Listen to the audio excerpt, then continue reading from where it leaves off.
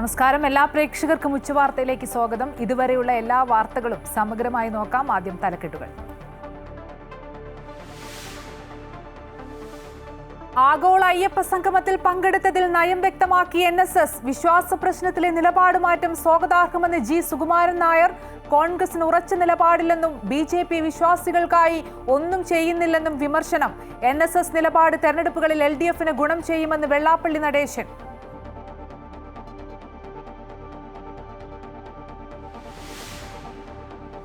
Operation നുംഘോറിൽ കൂടുതൽ നടപടികൾ. Customs പിടിച്ചെടുത്ത ആഡംബര കാറുകൾ നിയമ നടപടികൾ തീരും വരെ ഉപയോഗിക്കാൻ അനുവദിക്കില്ല. നികുതി വെട്ടിച്ചെത്തിച്ച വാഹനങ്ങളുടെ ഉടമകൾക്ക് ഹാജരാകാൻ കസ്റ്റംസ് നോട്ടീസ് നൽകും. ദുൽഖർ സൽമാൻ, അമിത് ചക്കാലിക്കൽ ഉൾപ്പെടെയുള്ളവർ വിശദീകരണം നൽകണം. ED അന്വേഷണത്തിനും സാധ്യത.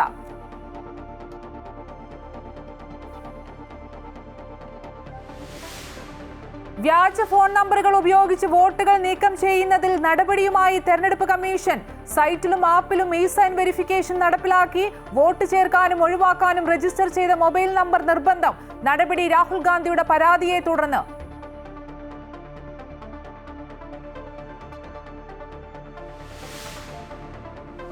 കോൺഗ്രസ് പ്രവർത്തക സമിതി യോഗം ബീഹാറിൽ. നിയമസഭാ തെരഞ്ഞെടുപ്പ് വോട്ട് മോഷണവും പ്രധാന ചർച്ച.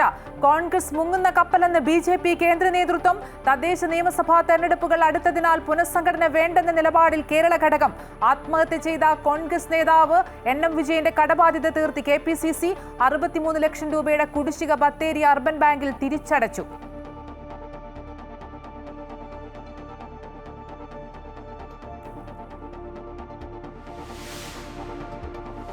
റഷ്യ പിടിച്ചെടുത്ത ഭൂപ്രദേശങ്ങൾ മുഴുവനും തിരിച്ചുപിടിക്കാൻ യുക്രൈന് സാധിക്കുമെന്ന് ഡൊണാൾഡ് ട്രംപ്. റഷ്യ വെറും കടലാസ് പുലിയാണെന്നും യഥാർത്ഥ സൈനിക ശക്തിക്ക് ഒരാഴ്ച കൊണ്ട് വിജയിക്കാൻ കഴിയുന്ന യുദ്ധത്തിലാണ് ലക്ഷ്യബോധമില്ലാതെ പോരാടുന്നതെന്നും വിമർശനം.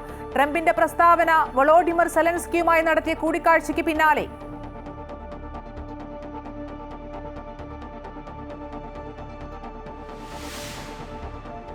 ഏഷ്യാ കപ്പ് ക്രിക്കറ്റിൽ ഇന്ത്യ ഇന്ന് ബംഗ്ലാദേശിനെ നേരിടും. മത്സരം രാത്രി 8-ന് ദുബൈയിൽ. വെസ്റ്റ് ഇൻഡീസിനെതിരായ ഇന്ത്യൻ ടെസ്റ്റ് ടീമിനെ ഇന്ന് പ്രഖ്യാപിക്കും. വിശദമായി നോക്കാം. ആഗോള അയ്യപ്പ സംഗമത്തിൽ സർക്കാരിനൊപ്പം NSS. വിശ്വാസ പ്രശ്നത്തിലെ സർക്കാരിന്റെ നിലപാട് മാറ്റം സ്വാഗതാർഹമെന്ന് G. സുകുമാരൻ നായർ പറഞ്ഞു. വിശ്വാസ പ്രശ്നത്തിൽ കോൺഗ്രസിന് ഉറച്ച നിലപാടില്ല. ഭൂരിപക്ഷ സമുദായത്തെ പരിഗണിക്കുന്നില്ല. BJP വിശ്വാസികൾക്കായി ഒന്നും ചെയ്യുന്നില്ലെന്നും നിയമം കൊണ്ടുവരുമെന്ന ഉറപ്പ് പാലിച്ചില്ലെന്നും അദ്ദേഹം പറഞ്ഞു. ആഗോള അയ്യപ്പ സംഗമത്തിൽ സുകുമാരൻ നായരുടെ നിലപാട് ശരിയെന്ന് SNDP യോഗം general secretary Vellappally Natesan. NSS നിലപാട് സ്വാഗതം ചെയ്യുന്നു. പല വിഷയങ്ങളിൽ NSSന് നിലപാടുണ്ട്. NSS സർക്കാരിനെ എല്ലാ കാര്യത്തിലും എതിർത്തിട്ടില്ല. ആചാര കാര്യങ്ങളിലാണ് NSS എതിർത്തത്. പ്രശ്നാധിഷ്ഠിത എതിർപ്പുകളെ NSSന് സർക്കാരിനോടുള്ളൂ. കോൺഗ്രസിന് നിലപാടില്ല എന്ന് NSS പറഞ്ഞത് ശരിയാണ്. NSS നിലപാട് തെരഞ്ഞെടുപ്പുകളിൽ LDFന് ഗുണം ചെയ്യുമെന്നും വെള്ളാപ്പള്ളി പറഞ്ഞു. ശരിയെന്നൊരു ആരും പറയാറില്ലല്ലോ. ഓരോ ഇഷ്യൂ വരുമ്പോൾ ആ ഇഷ്യൂവിൻ്റെ അടിസ്ഥാനത്തിൽ NSS ചിലരോട് യോജിക്കും, ചിലരോട് യോജിപ്പുണ്ടാകും. അത് സ്വാഭാവികമാണ്. ഞങ്ങളൊക്കെ അങ്ങനെയൊക്കെ തന്നെ. സർക്കാരിനെ എതിർത്തിരുന്നു. സർക്കാരിനെ എപ്പോഴും എതിർക്കുകയല്ലോ, അവർ ഇഷ്യൂസിൻ്റെ ബേസിലാണ് എതിർത്തത്. അതായത് ആചാരങ്ങൾ നടപ്പാക്കാതെ സ്ത്രീപ്രവേശനവുമായി ബന്ധപ്പെട്ട ഇഷ്യൂ വന്നപ്പോൾ സർക്കാരിനെ എതിർത്തു. അതിപ്പോൾ ഒന്നും വലിയ എതിർപ്പ് ശക്തമായി പ്രകടിപ്പിച്ച് നമ്മൾ ആരും കേട്ടിട്ടില്ല. അപ്പോൾ അവർ ശക്തമായി എതിർത്തു. ആ എതിർപ്പ് അവർ എല്ലാ തലങ്ങളിലും അറിയിച്ചു. ആ തലങ്ങളിൽ അത് മാറി ഗവൺമെൻറ്റെന്നും ആചാരം അനുസരിച്ച് നടത്തുന്നു. പണ്ടുണ്ടായിരുന്ന സ്ത്രീ പ്രവേശനം എന്നുള്ള ആ ഐഡിയ ഇന്ന് ഗവൺമെൻറ് ഉപേക്ഷിച്ചു എന്ന് ബോധ്യപ്പെടുകയും നമ്മുടെ ദേവസ്വം മന്ത്രി ഉൾപ്പെടെയുള്ളവർ ചെന്നതിന് ഉറപ്പ് കൊടുക്കുകയും ചെയ്തു എന്നുള്ളതിൻ്റെ അടിസ്ഥാനത്തിൽ ആ ഇഷ്യൂവിൽ സർക്കാരിനെ സപ്പോർട്ട് ചെയ്യുന്നു. ഭൂട്ടാൻ വഴിയുള്ള കാർ കടത്ത് കൂടുതൽ കേന്ദ്ര ഏജൻസികൾ അന്വേഷിക്കും. നിലവിലെ അന്വേഷണ വിവരങ്ങൾ കസ്റ്റംസ് മറ്റ് ഏജൻസികൾക്ക് കൈമാറും. EDയും GST വകുപ്പും അന്വേഷണം നടത്തും. എംബസികളുടെ പേരിൽ വ്യാജരേഖകൾ ഉണ്ടാക്കിയത് വിദേശകാര്യ മന്ത്രാലയത്തെയും അറിയിക്കും. കാർ കടത്തിന് പിന്നിൽ വൻ സംഘം ഉൾപ്പെട്ടിട്ടുണ്ടെന്ന വിവരങ്ങളുടെ അടിസ്ഥാനത്തിലാണ് അന്വേഷണം വിപുലീകരിക്കുന്നത്. നികുതി വെട്ടിപ്പുമായി ബന്ധപ്പെട്ട കാര്യങ്ങൾ GST വകുപ്പ് അന്വേഷിക്കും. കാർ കടത്തലിന് കള്ളപ്പണം ഉപയോഗിച്ചിട്ടുണ്ടോ എന്നതാകും EDയുടെ അന്വേഷണ പരിധിയിൽ വരിക. കേസിലെ പ്രാഥമിക അന്വേഷണ വിവരങ്ങൾ കസ്റ്റംസ് ഉടൻ മറ്റ് ഏജൻസികൾക്ക് കൈമാറും. അതിനുശേഷമാകും അന്വേഷണം. അതേസമയം തന്റെ പക്കലിൽ നിന്നും കസ്റ്റംസ് പിടിച്ചെടുത്ത വാഹനം കടത്തിക്കൊണ്ടുവന്നതല്ലെന്ന് നടൻ അമിത് ചക്കാലക്കൽ പറഞ്ഞു. തന്റെ കൈവശമുള്ള ലാൻഡ് ക്രൂസർ വാഹനം 1999 ഡൽഹിയിൽ രജിസ്റ്റർ ചെയ്തതാണ്. 5 വർഷമായി ഇത് ഉപയോഗിച്ചു വരുന്നു. കൈവശമുള്ള രേഖകളെല്ലാം കസ്റ്റംസിന് മുന്നിൽ ഹാജരാക്കിയിട്ടുണ്ടെന്നും അമിത് വ്യക്തമാക്കി. കോയമ്പത്തൂരിലെ വാഹനക്കടത്ത് സംഘത്തെക്കുറിച്ച് കസ്റ്റംസ് ചോദിച്ചതായും അമിത് ചക്കാലക്കൽ പറഞ്ഞു. ഇവരിൽ നിന്നും പഴയ വാഹനങ്ങളുടെ പാർട്സ് വാങ്ങിയിട്ടുണ്ട്. ആ കാര്യങ്ങൾ കസ്റ്റംസിനെ ബോധ്യപ്പെടുത്തിയതായും അമിത് അറിയിച്ചു. പിടിച്ചെടുത്ത മറ്റു വാഹനങ്ങൾ തന്റെ പരിചയത്തിൽ ഗ്യാരേജിൽ നിർമ്മാണ പ്രവൃത്തികൾക്ക് കൊണ്ടുവന്നവയാണെന്നും അമിത് വ്യക്തമാക്കി. ഈ വാഹനങ്ങളുടെ ഉടമസ്ഥരെയും കസ്റ്റംസ് ഉടൻ ചോദ്യം ചെയ്യും. നിലവിൽ 36 വാഹനങ്ങളാണ് കസ്റ്റംസ് കേരളത്തിൽ നിന്നും പിടിച്ചെടുത്തിട്ടുള്ളത്. 150ഓളം വാഹനങ്ങൾ കടത്തിക്കൊണ്ടുവന്നിട്ടുണ്ടെന്നാണ് വിവരം. മറ്റു വാഹനങ്ങൾ കണ്ടെത്തുന്നതിനായി പരിശോധന തുടരും. അമൃത ന്യൂസ്, കൊച്ചി. വ്യാജ ഫോൺ നമ്പറുകൾ ഉപയോഗിച്ച് വോട്ടുകൾ നീക്കം ചെയ്യുന്നതിൽ നടപടിയുമായി തെരഞ്ഞെടുപ്പ് കമ്മീഷൻ. കമ്മീഷൻ സൈറ്റിലും ആപ്പിലും ഇ-സൈൻ വെരിഫിക്കേഷൻ നടപ്പിലാക്കി. ഓൺലൈനായി വോട്ട് ചേർക്കാനും വോട്ട് ഒഴിവാക്കാനും രജിസ്റ്റർ ചെയ്ത മൊബൈൽ നമ്പർ നിർബന്ധമാണ്. വ്യാജ ഫോൺ നമ്പർ വഴി വോട്ടുകൾ ചേർക്കുകയും വോട്ടുകൾ ഒഴിവാക്കുകയും ചെയ്യുന്നു എന്ന വിവരം രാഹുൽ ഗാന്ധി പുറത്തുവിട്ടതിന് പിന്നാലെയാണ് നടപടി. വോട്ട് മോഷണം സംബന്ധിച്ച് കൂടുതൽ വിവരങ്ങൾ കഴിഞ്ഞ ദിവസമാണ് പ്രതിപക്ഷ നേതാവ് രാഹുൽ ഗാന്ധി പുറത്തുവിട്ടത്. കർണാടകയിൽ 6000 വോട്ടുകൾ ഒഴിവാക്കാനുള്ള ശ്രമം നടന്നുവെന്നും മഹാരാഷ്ട്രയിൽ വോട്ടുകൾ അധികമായി ചേർത്തുവെന്നുമായിരുന്നു ആരോപണം.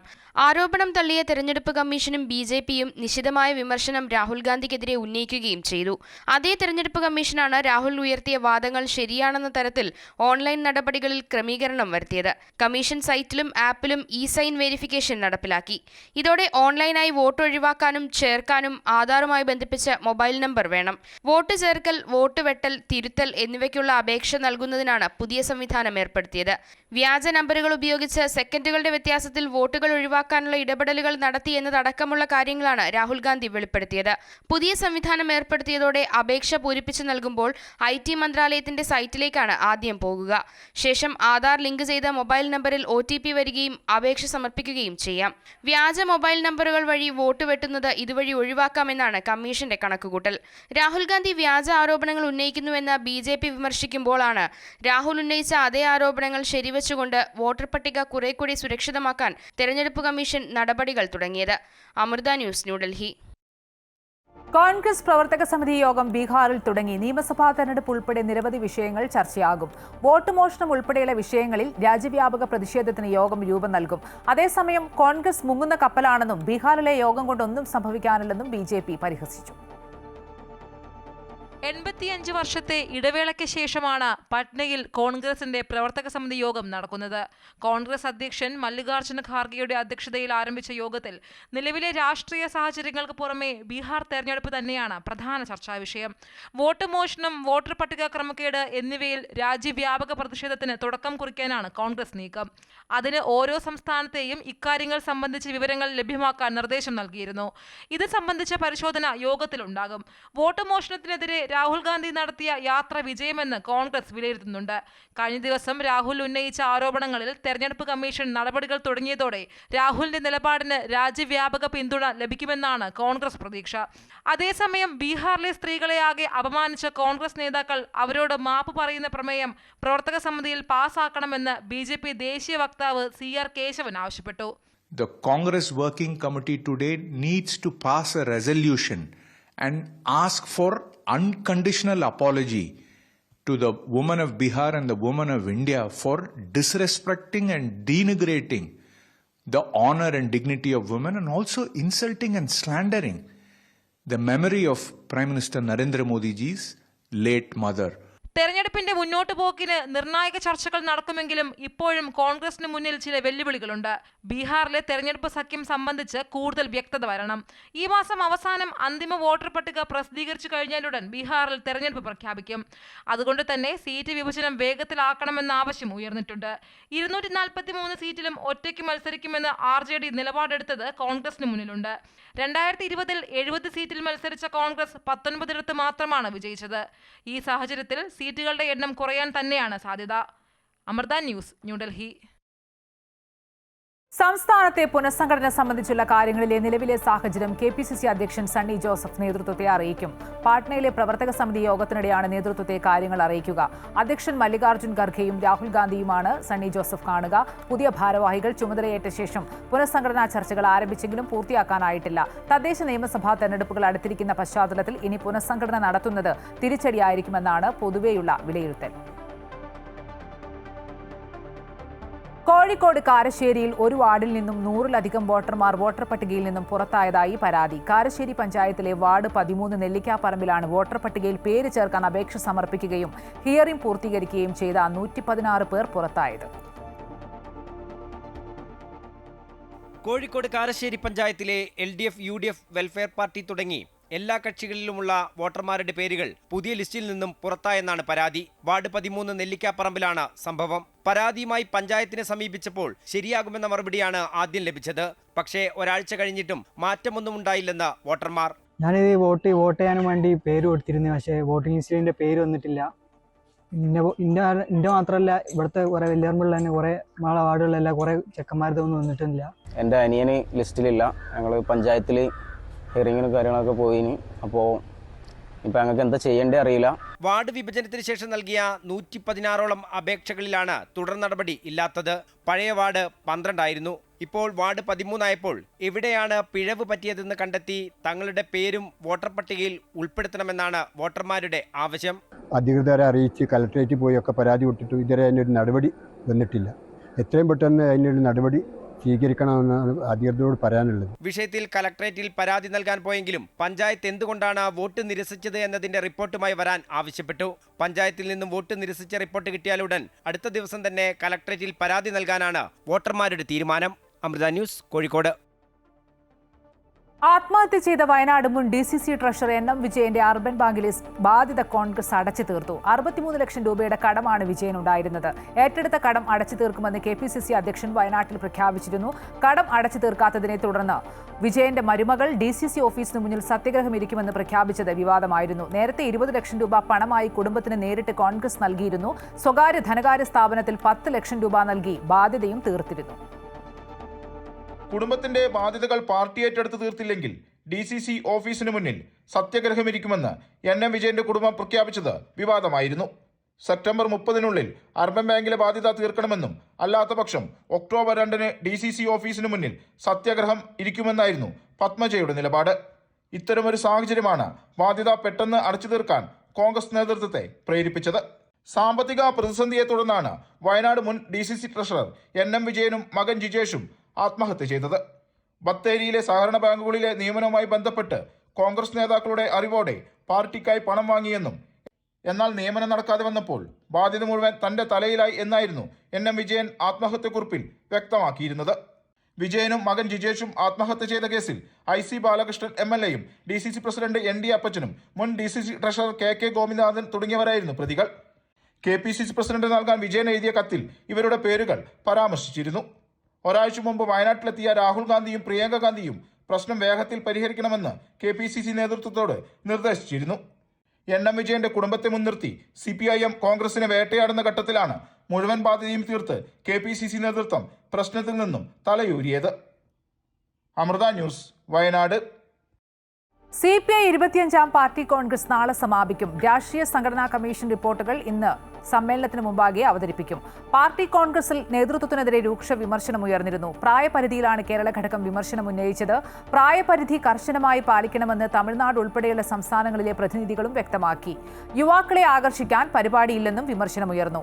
സെക്രട്ടറി സ്ഥാനത്ത് D രാജ തുടരുമോ പുതിയ നേതൃത്വം ഉണ്ടാകുമോ എന്നുള്ളത് നാളെ അറിയാം. D രാജ മാറുകയാണെങ്കിൽ AITUC നേതാവ് അമർജിത് കൗറിനാണ് പ്രധാന പരിഗണന. അതേസമയം കേന്ദ്ര സെക്രട്ടേറിയറ്റിലേക്ക് കേരളത്തിൽ നിന്ന് ആരെത്തും എന്നുള്ളതും പ്രധാനമാണ്.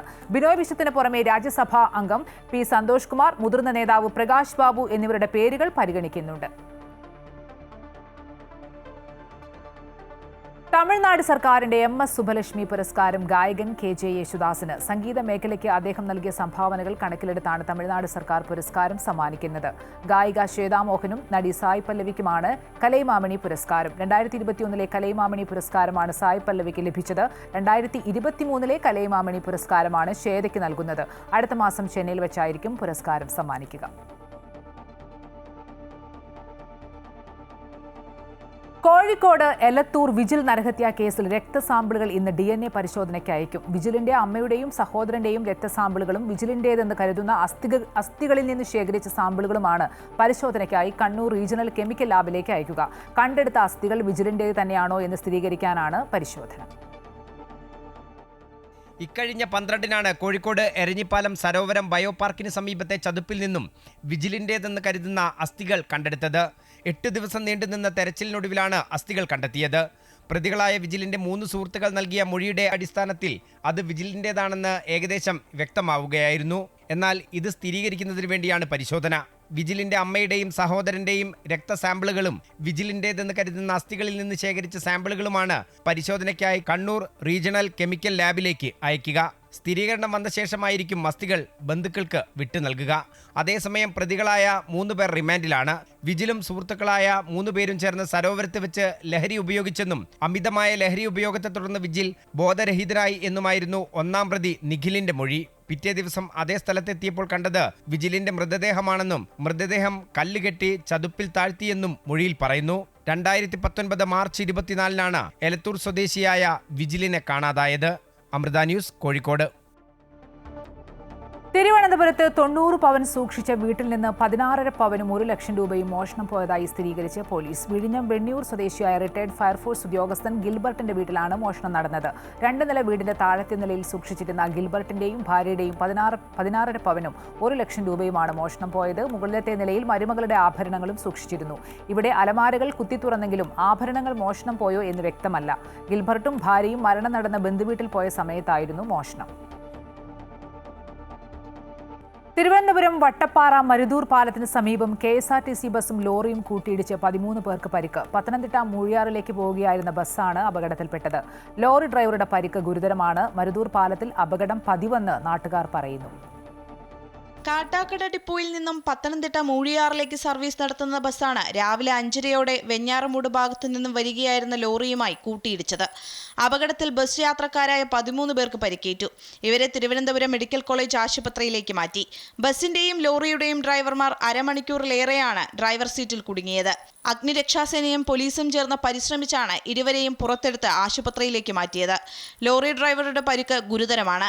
ചാറ്റൽ മഴയുണ്ടായത് അപകട കാരണമായി എന്നാണ് പ്രാഥമിക നിഗമനം. ലോറിയുടെ ഡ്രൈവറും KSRTCയുടെ ഡ്രൈവറുടെയും കാല് സ്റ്റിയറിങ്ങിന് അടിയിലും ഇത് 2 ബോഡി തമ്മിൽ കൊരുത്തിരിക്കുകയായിരുന്നു.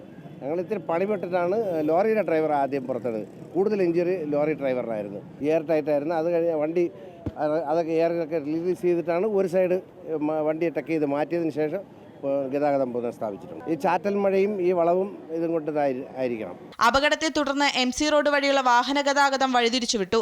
മരുതൂർ പാലത്തിന് സമീപം അപകടം പതിവാണെന്നും പരാതി നൽകിയിട്ടും പരിഹാരമായിട്ടില്ലെന്നും നാട്ടുകാർ പറയുന്നു. ഈ റോഡിന്റെ ശോചനീയാവസ്ഥയാണ്. റോഡ് ഒരു സൈഡ് ഗ്ലേസിംഗ് കൂടുതലും ഒരു സൈഡ് ഗ്ലേസിംഗ് കുറവുമാണ്. അപ്പോൾ അത് പറഞ്ഞിട്ട് പഞ്ചായത്തും ചെയ്യില്ല, മുനിസിപ്പാലിറ്റി ആരും ചെയ്യില്ല. ഇവിടെ നേരെ സ്ട്രേറ്റ് നോക്കാൻ വളവേണ്ട ബസ് വരണം, അവിടെ മാത്രം പ്രശ്നം. ഇവിടെ 2 6 ഇപ്പം ഈ ബസ് സൂപ്പർ ഫാസ്റ്റ് ഇടിച്ചത്. വണ്ടി 2 കറക്റ്റായിട്ട് ഇപ്പോൾ 2 ബസ് ഒരേ സമയം വേറെ പ്രശ്നമൊന്നുമില്ല. വണ്ടി മഴ പെയ്ത് കഴിഞ്ഞാൽ വണ്ടി തെന്നി മാറും. രാവിലെ 8:30യോടുകൂടി വാഹനങ്ങൾ റോഡിൽ നിന്നും മാറ്റിയതിനു ശേഷം ഗതാഗതം പുനഃസ്ഥാപിച്ചു. അമൃത ന്യൂസ്, തിരുവനന്തപുരം. തിരുവനന്തപുരം വിഴിഞ്ഞത്ത് സ്കൂൾ ബസ് മറിഞ്ഞ് 20 വിദ്യാർത്ഥികൾക്ക് പരിക്ക്. Venganoor VPS Malankara higher secondary school ബസ്സാണ് അപകടത്തിൽപ്പെട്ടത്. അപകടത്തിൽ നിയന്ത്രണം വിട്ട ബസ് മതിലിടിച്ച് കയറുകയായിരുന്നു. പരിക്കേറ്റ വിദ്യാർത്ഥികളെ വിഴിഞ്ഞം PHCയിലും തിരുവനന്തപുരം ജനറൽ ആശുപത്രിയിലുമായി പ്രവേശിപ്പിച്ചു. വിദ്യാർത്ഥികൾക്ക് നിസ്സാര പരിക്കുകൾ മാത്രമാണുള്ളത്. ജനറൽ ആശുപത്രിയിൽ എത്തിച്ച വിദ്യാർത്ഥികളെ മന്ത്രി V ശിവൻകുട്ടി സന്ദർശിച്ചു. സ്കൂൾ അധികൃതർ എത്താത്തതിനെ തുടർന്ന് വിഴിഞ്ഞം ആശുപത്രിയിൽ രക്ഷിതാക്കൾ പ്രതിഷേധിച്ചു.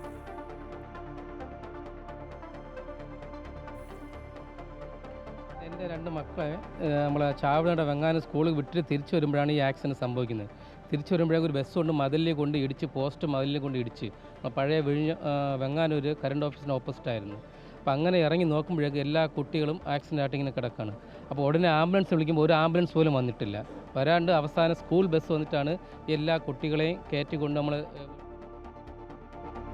ഗഗൻയാൻ ദൗത്യം 2027 മനുഷ്യനെ ബഹിരാകാശത്തെത്തിക്കുമെന്ന് ബഹിരാകാശ യാത്രികൻ പ്രശാന്ത് ബാലകൃഷ്ണൻ. അതിനു മുന്നോടിയായുള്ള പരീക്ഷണങ്ങളാണ് നടക്കുന്നത്. ഇതൊരു തുടർ പ്രക്രിയയാണ്. പരിശീലനം ഇപ്പോഴും തുടരുന്നു. കൃത്യമായ വിവരങ്ങൾ ജനങ്ങളിലേക്ക് എത്തിക്കുന്നതിൽ മാധ്യമങ്ങൾ വലിയ പിന്തുണയാണ് നൽകുന്നതെന്നും പ്രശാന്ത് ബാലകൃഷ്ണൻ പറഞ്ഞു. അതിന് നെക്സ്റ്റ് സ്റ്റെപ്പ് ആസ് നമ്മുടെ ചെയർമാനും പ്രധാനമന്ത്രി എല്ലാം പറഞ്ഞു പറയും 2027 അതിൻ്റെ we are sending the first person to space from our capsule. അപ്പോൾ അതിന് കുറേ ടെസ്റ്റുകൾ ഇപ്പോൾ ബാക്കിയുണ്ട്. ഇപ്പോൾ വ്യോമിത്ര ഒരു റോബോട്ടിനെ അയക്കും, പിന്നെ അത് കഴിഞ്ഞിട്ട് വേറെ നെക്സ്റ്റ് മിഷൻ ഉണ്ടാവും. അപ്പോൾ അത് കഴിഞ്ഞിട്ട് പിന്നെ 1 by 1 there will be many other missions. So this is a continuous program, and the center of that program is going to be between here Trivandrum and Bangalore. ഒന്നുമില്ല, നമ്മൾ full training we are indebted to the Indian government and our organization ISRO and Air Force.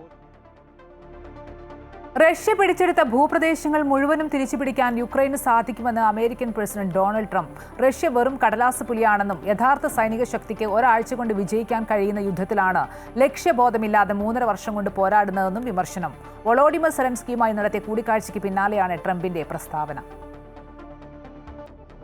പറഞ്ഞ വാക്കുകൾ മാറ്റി പറയുന്ന Trump ശൈലി തുടരുകയാണ്. ഫെബ്രുവരിയിൽ white ഹൗസിൽ നടന്ന സെലൻസ്കി ട്രംപ് കൂടിക്കാഴ്ച വാക്പോരിലാണ് അവസാനിച്ചതെങ്കിൽ ഐക്യരാഷ്ട്രസഭയിലെ കൂടിക്കാഴ്ച സൗഹൃദപരമായിരുന്നു. ക്രൈമിയ ഉൾപ്പെടെ റഷ്യ പിടിച്ചെടുത്ത ഭൂമി യുക്രൈന് തിരികെ ലഭിക്കില്ലെന്നായിരുന്നു ട്രംപ് നേരത്തെ പറഞ്ഞിരുന്നത്. എന്നാൽ യുക്രൈൻ പ്രസിഡന്റുമായുള്ള കൂടിക്കാഴ്ചയ്ക്ക് ശേഷം റഷ്യക്കെതിരെ രൂക്ഷ വിമർശനവും പരിഹാസവുമാണ് ട്രംപ് ഉന്നയിച്ചത്. യുക്രൈന്റെയും റഷ്യയുടെയും സൈനികവും സാമ്പത്തികവുമായ സാഹചര്യം അവലോകനം ചെയ്യുമ്പോൾ നഷ്ടപ്പെട്ട ഭൂപ്രദേശങ്ങൾ യൂറോപ്യൻ യൂണിയന്റെ സഹായത്തോടെ തിരിച്ചുപിടിക്കാൻ യുക്രൈന് സാധിക്കുമെന്നാണ് ട്രംപിന്റെ വിലയിരുത്തൽ. റഷ്യ വെറും കടലാസ് പുലിയാണെന്നാണ് ട്രംപിന്റെ ആക്ഷേപം.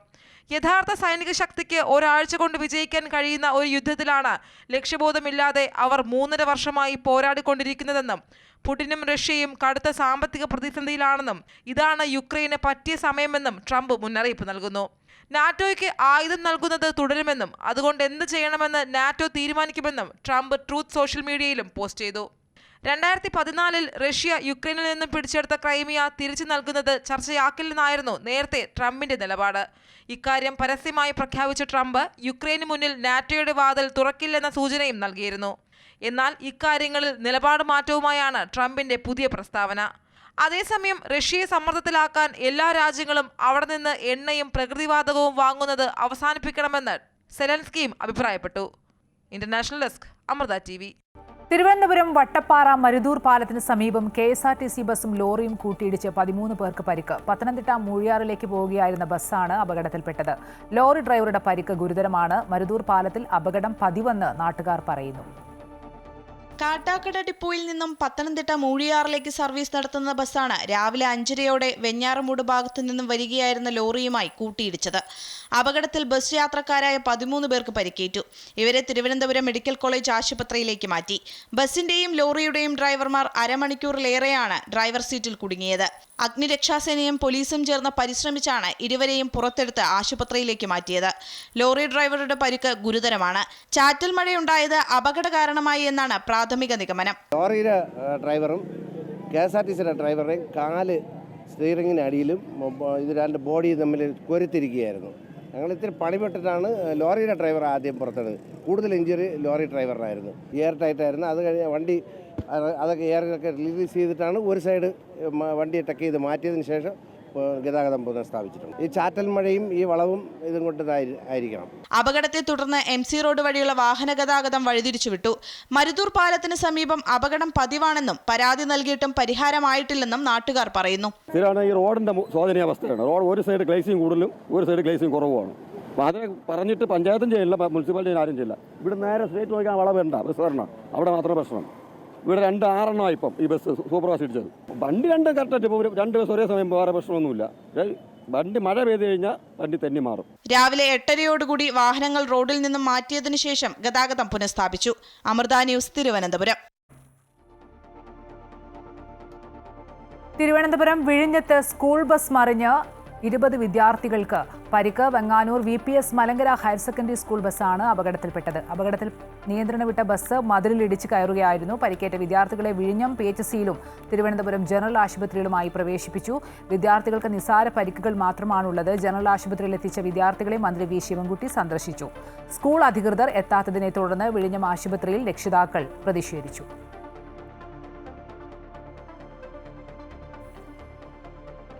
എൻ്റെ 2 മക്കളെ നമ്മളെ ചാവടിയുടെ വെങ്ങാനം സ്കൂളിൽ വിട്ടിട്ട് തിരിച്ചു വരുമ്പോഴാണ് ഈ ആക്സിഡൻറ്റ് സംഭവിക്കുന്നത്. തിരിച്ചു വരുമ്പോഴേക്കും ഒരു ബസ് കൊണ്ട് മതിലിൽ കൊണ്ട് ഇടിച്ച് പോസ്റ്റ് മതിലിൽ കൊണ്ട് ഇടിച്ച് പഴയ വെങ്ങാനൂർ കറണ്ട് ഓഫീസിന് ഓപ്പോസിറ്റ് ആയിരുന്നു. അപ്പോൾ അങ്ങനെ ഇറങ്ങി നോക്കുമ്പോഴേക്കും എല്ലാ കുട്ടികളും ആക്സിഡൻ്റ് ആയിട്ട് ഇങ്ങനെ കിടക്കുകയാണ്. അപ്പോൾ ഉടനെ ആംബുലൻസ് വിളിക്കുമ്പോൾ ഒരു ആംബുലൻസ് പോലും വന്നിട്ടില്ല. വരാണ്ട് അവസാനം സ്കൂൾ ബസ് വന്നിട്ടാണ് എല്ലാ കുട്ടികളെയും കയറ്റിക്കൊണ്ട് നമ്മൾ. ഗഗൻയാൻ ദൗത്യം 2027 മനുഷ്യനെ ബഹിരാകാശത്തെത്തിക്കുമെന്ന് ബഹിരാകാശ യാത്രികൻ പ്രശാന്ത് ബാലകൃഷ്ണൻ. അതിനു മുന്നോടിയായുള്ള പരീക്ഷണങ്ങളാണ് നടക്കുന്നത്. ഇതൊരു തുടർ പ്രക്രിയയാണ്. പരിശീലനം ഇപ്പോഴും തുടരുന്നു. കൃത്യമായ വിവരങ്ങൾ ജനങ്ങളിലേക്ക് എത്തിക്കുന്നതിൽ മാധ്യമങ്ങൾ വലിയ പിന്തുണയാണ് നൽകുന്നതെന്നും പ്രശാന്ത് ബാലകൃഷ്ണൻ പറഞ്ഞു. അതിന് നെക്സ്റ്റ് സ്റ്റെപ്പ് ആസ് നമ്മുടെ ചെയർമാനും പ്രധാനമന്ത്രി എല്ലാം പറഞ്ഞു പറയും 2027 അതിൻ്റെ we are sending the first person to space from our capsule. അപ്പോൾ അതിന് കുറേ ടെസ്റ്റുകൾ ഇപ്പോൾ ബാക്കിയുണ്ട്. ഇപ്പോൾ വ്യോമിത്ര ഒരു റോബോട്ടിനെ അയക്കും, പിന്നെ അത് കഴിഞ്ഞിട്ട് വേറെ നെക്സ്റ്റ് മിഷൻ ഉണ്ടാവും. അപ്പോൾ അത് കഴിഞ്ഞിട്ട് പിന്നെ 1 by 1 there will be many other missions. So this is a continuous program and the center of that program is going to be between here Trivandrum and Bangalore. ഒന്നുമില്ല, നമ്മൾ full training we are indebted to the Indian government and our organisation ISRO and air force. Russia പിടിച്ചെടുത്ത ഭൂപ്രദേശങ്ങൾ മുഴുവനും തിരിച്ചുപിടിക്കാൻ യുക്രൈന് സാധിക്കുമെന്ന് American president Donald Trump. Russia വെറും കടലാസ് പുലിയാണെന്നും യഥാർത്ഥ സൈനിക ശക്തിക്ക് ഒരാഴ്ച കൊണ്ട് വിജയിക്കാൻ കഴിയുന്ന യുദ്ധത്തിലാണ് ലക്ഷ്യബോധമില്ലാതെ 3.5 വർഷം കൊണ്ട് പോരാടുന്നതെന്നും വിമർശനം. വൊളോഡിമർ സെലൻസ്കിയുമായി നടത്തിയ കൂടിക്കാഴ്ചയ്ക്ക് പിന്നാലെയാണ് ട്രംപിന്റെ പ്രസ്താവന. പറഞ്ഞ വാക്കുകൾ മാറ്റിപ്പറയുന്ന ട്രംപ് ശൈലി തുടരുകയാണ്. ഫെബ്രുവരിയിൽ വൈറ്റ് ഹൗസിൽ നടന്ന സെലൻസ്കി ട്രംപ് കൂടിക്കാഴ്ച വാക്പോരിലാണ് അവസാനിച്ചതെങ്കിൽ ഐക്യരാഷ്ട്രസഭയിലെ കൂടിക്കാഴ്ച സൗഹൃദപരമായിരുന്നു. ക്രൈമിയ ഉൾപ്പെടെ റഷ്യ പിടിച്ചെടുത്ത ഭൂമി യുക്രൈന് തിരികെ ലഭിക്കില്ലെന്നായിരുന്നു ട്രംപ് നേരത്തെ പറഞ്ഞിരുന്നത്. എന്നാൽ യുക്രൈൻ പ്രസിഡന്റുമായുള്ള കൂടിക്കാഴ്ചയ്ക്ക് ശേഷം റഷ്യക്കെതിരെ രൂക്ഷ വിമർശനവും പരിഹാസവുമാണ് ട്രംപ് ഉന്നയിച്ചത്.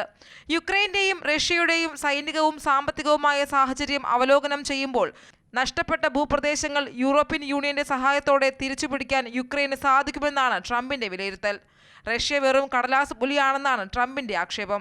യഥാർത്ഥ സൈനിക ശക്തിക്ക് ഒരാഴ്ച കൊണ്ട് വിജയിക്കാൻ കഴിയുന്ന ഒരു യുദ്ധത്തിലാണ് ലക്ഷ്യബോധമില്ലാതെ അവർ 3.5 വർഷമായി പോരാടിക്കൊണ്ടിരിക്കുന്നതെന്നും പുടിനും റഷ്യയും കടുത്ത സാമ്പത്തിക പ്രതിസന്ധിയിലാണെന്നും ഇതാണ് യുക്രൈന് പറ്റിയ സമയമെന്നും ട്രംപ് മുന്നറിയിപ്പ് നൽകുന്നു. നാറ്റോയ്ക്ക് ആയുധം നൽകുന്നത് തുടരുമെന്നും അതുകൊണ്ട് എന്ത് ചെയ്യണമെന്ന് നാറ്റോ തീരുമാനിക്കുമെന്നും ട്രംപ് ട്രൂത്ത് സോഷ്യൽ മീഡിയയിലും പോസ്റ്റ് ചെയ്തു. 2014 റഷ്യ യുക്രൈനിൽ നിന്നും പിടിച്ചെടുത്ത ക്രൈമിയ തിരിച്ചു നൽകുന്നത് ചർച്ചയാക്കില്ലെന്നായിരുന്നു നേരത്തെ ട്രംപിന്റെ നിലപാട്.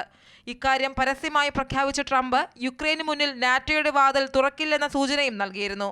എന്നാൽ ഇക്കാര്യങ്ങളിൽ നിലപാട് മാറ്റവുമായാണ് ട്രംപിന്റെ പുതിയ പ്രസ്താവന. അതേസമയം റഷ്യയെ സമ്മർദ്ദത്തിലാക്കാൻ എല്ലാ രാജ്യങ്ങളും അവിടെ നിന്ന് എണ്ണയും പ്രകൃതിവാതകവും വാങ്ങുന്നത് അവസാനിപ്പിക്കണമെന്ന് സെലൻസ്കിയും അഭിപ്രായപ്പെട്ടു. International desk, Amrita TV. തനിക്ക് സ്വന്തം അമ്മയെ പോലെയാണ് സദ്ഗുരു ശ്രീ മാതാ അമൃതാനന്ദമയി ദേവി എന്ന് മുൻ കേന്ദ്രമന്ത്രിയും ഡൽഹിയിലെ കേരള സർക്കാർ പ്രതിനിധിയുമായ KV തോമസ്.